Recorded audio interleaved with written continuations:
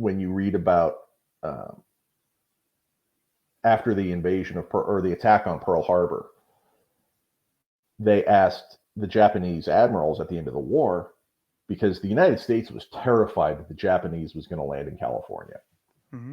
And they said, why didn't you guys land troops? And they said, because the U.S. Army could not have responded to a Japanese invasion of the mainland. This is before we had the highway system implemented. Eisenhower, as a young officer, I think it was in the 20s, it took them 3 months to go on back roads from the East Coast to the West Coast. And they said, why didn't you guys, the Army couldn't have responded. You guys knew that. And this Japanese admiral said, there would have been a rifle behind every blade of grass. Every farmer would have been out there shooting at us.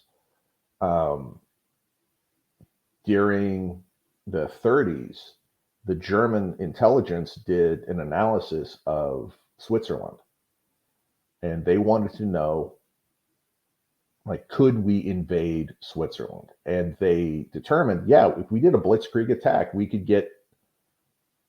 take out the Swiss military fairly quickly.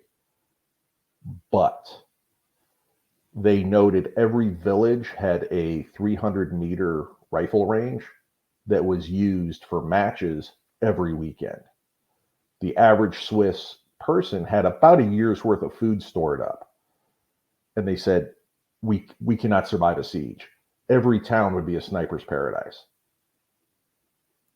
And the military was not the threat. It was the citizenry with rifles. So it's almost a matter of national security to not keep guns out of law-abiding citizens' hands by the people that should be able to have them.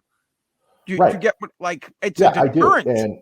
And it's also a deterrent for if the government becomes tyrannical.